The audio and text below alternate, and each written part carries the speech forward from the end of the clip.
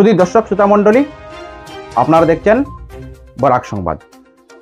এই মুহূর্তের একটি গুরুত্বপূর্ণ সংবাদ নিয়ে আপনাদের সম্মুখে উপস্থিত আমি খয়রুল।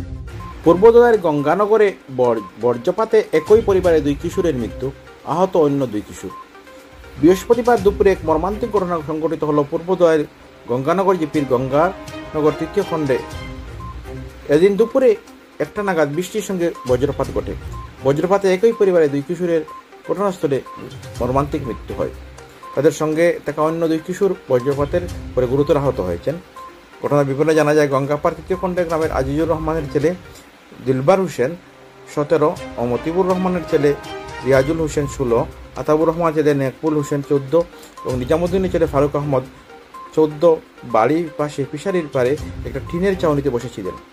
আর এই সময় বৃষ্টির সঙ্গে বিকট শব্দে আকাশ থেকে এই টিনের চাউনিতে বজ্রপাত ঘটে। বজ্রপাতে ঘটনাস্থলে দিলবার ও রিজাবুলের মৃত্যু হয়। তারা দুজন সম্পর্কে কাকা জেঠাতো ভাই। এদিকে বজ্রপাতের গুরুত্ব আহত হন নেকবুল হোসেন, ফারুক আহমেদ।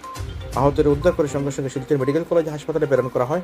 এছাড়া মৃত্যু হওয়া 2 কিশোর কচুদরম পুলিশের সহায়তায় ময়নাতদন্তের জন্য শিলচর মেডিকেল কলেজে পাঠানো হয়েছে।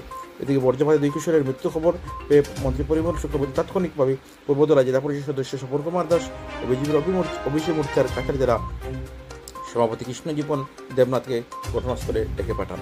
দেখুন এই প্রতিবেদন। একবার পড়ার পরে দেখা গেল আমরা এখানে 2 জন মানুষ পাওয়া গেছে যে পুরা মারা গেছে, আর 2 জন পাওয়া গেছে খুব জখমি অবস্থায়। 2 জন তারা মেডিকেল ফাটানো হয়েছে, আর 2 জন তো জায়গা পড়ছে একদম জায়গা মারা গেছে। অনুমানিক 1:30 হয়েছে। ও সামনে ফিশারি ভাড়া মোটা একটা ঘর আছে, বাসা ঘর, ওইখানে ফিশারি পাহারা দিবার ঘর। একজনের বয়স মারা গেছে, তার হয়েছে 18 বছর, তার নাম দিলবার হোসেন। আর মেকবুল হোসেন, তার বয়স হইল 14 বছর। আর আহত যে 2 জন আছেন, একজনের নাম হইল মেকবুল হোসেন, তার বয়স হইল 13 বছর। আর ফারুক আহমদ আর মেকবুল হোসেন, তারা 2 জন মেডিকেল।